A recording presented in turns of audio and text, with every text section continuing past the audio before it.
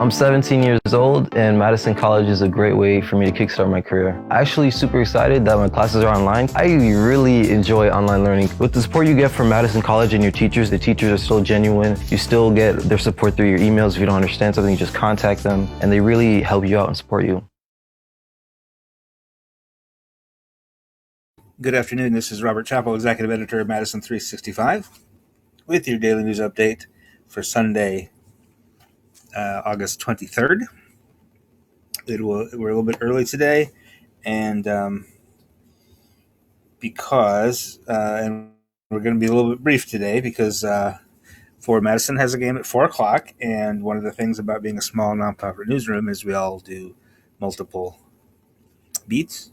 So in addition to your coronavirus correspondent, I have also taken the editorial privilege of assigning myself soccer duty. So I will be covering that game. If you want to follow along on Twitter, they're hosting Orlando City B today. This is the third match in 9 days. So some of the regular starters are getting a day off, and including the goalkeeper Philip Marchetta. And as a result, Chris Brady, who is on loan from Chicago Fire of Major League Soccer, is 16 years old and is getting his professional debut starting at goalkeeper for Madison. Also, Alex Monis, who's 17, is starting on the wing, also on loan from Chicago Fire. And Michael Vang, who's 20, who is not on loan, but he's just a signee of for Madison, is starting in the midfield for the third consecutive game, and everybody's very excited about him. He's already got a goal and an assist this year. Okay, so that's enough soccer. The news about coronavirus today is, again, not great. The biggest problem today is a problem we've kind of had before. It's the lack of testing. And it's a Sunday. It is kind of a catch-up day. We've found that that we often get a lower number of tests reported on the weekend because they're processing. They're not really performing as many tests, so then they're just kind of processing tests that have been done over the past several days. But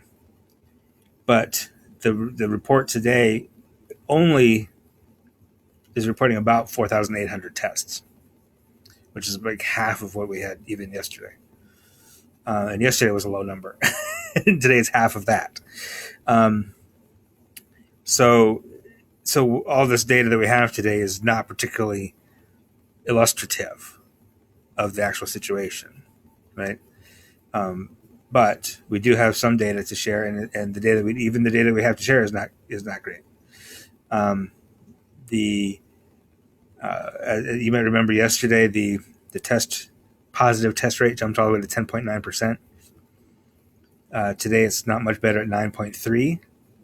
That's so it's a small amount of tests. It's 453 positive tests, which is the lowest it's been in a while. But still, that's 9.3% of the total tests, which is, you want that number to be below 3 if you can. That puts our positive test count, or total positive test count, to 70,462. Of those, just over 7,600 are considered active, which means still having symptoms or being diagnosed more than 30 days ago. And that number is about the same as yesterday. So that has been going down slightly over the past few days, which is good. We like that. The other piece of good news, no new fatalities today. Again, it is Sunday. Fatalities take a few days to report. We do know that there was one fatality in Dane County yesterday. Dane County Sheriff's Deputy was the first line of duty law enforcement death as a result of COVID-19 in Wisconsin. He is believed to have contracted the virus while on the job, and he passed away yesterday. And we'll have a full funeral with full honors, and is being treated as a line of duty death. So that, but his unfortunate passing is not been reported to the state data yet, so it probably will be, there will be others too, that it takes 3 or 4 days for that death to be reported in the data, if that makes sense. If you want to look at trends real quick, 7-day average of new cases is now 674, obviously lower than yesterday because today is such a low number. And today is such a low number only because there's not as many tests. The low number of new positive cases today is not good news, right? Because what it means is really, if 9.3% is the accurate percentage, and we had a normal number of tests processed today, we'd have almost 1,000 new cases today, which means that there are over 500 cases that we should have learned about today that we haven't learned about today. Whether those 500 people have been contacted is, we don't know. We don't know if those 500 people are aware that they've tested positive or that they would have tested positive. Over the past 7 days, the percentage of positive tests has averaged 8.1. So that's coming up. That's going higher because of the 10.9 yesterday and the 9.3 today. 7.9 over the past 14 days, which is still not good. Now, we do have several localities that have slightly higher case counts, like a bit more than 10 new cases and slightly higher percentages as well. But these numbers are pretty low compared to what we're used to, just because, again, the lack of testing is a statewide issue. All counties have fewer tests than usual, and therefore fewer positive cases than usual. The highest local case count is, as always, Milwaukee County, 65 new cases, 14.8% positive tests, though. Brown County continues to be high also with 53 new cases and 48.6% positive tests, which is wild. A couple other spots to note: Eau Claire County, 16 cases, 10.4% positive. Fond du Lac County, 37 cases, 15.6% positive. Outagamie County, 13 cases, 10% positive. Racine County, 14 new cases, which doesn't seem like a lot, but 22.6% positive tests. Sauk County, 19 cases, 36.5% positive. St. Croix County, 16 cases, 13% positive, and two more. Washington County, 17 cases, 13.4% positive. Waupaca County, 12 cases, 42.9% positive. That's really high. A couple other spots with lower percentages. Dane County, okay today, 35 cases, about 4% positive tests, which is a little bit higher than Dane County usually is, but it's not bad. Dodge County, 10 cases, 8.5% positive. Ozaukee County, 13 cases, 8.9% positive, which is pretty high, but lower than the state average. Did I mention St. Croix County? I might have missed St. Croix County, that 16 cases, 13% positive. And then Winnebago County, 11 cases, 7.2% positive. Hospitalizations are down, 321 currently hospitalized. That's 12 fewer than yesterday, so that's good news. It's not that hospitals are going to get overwhelmed anytime soon. We have plenty of hospital capacity, but hospitalization is a measure of how sick people are, how much severe illness is out there. And so far it's getting, that part is getting better. I'm going to take a look real quick before I sign off at the rate of transmission. So I forgot to look it up before I came on here. We are at, we went up.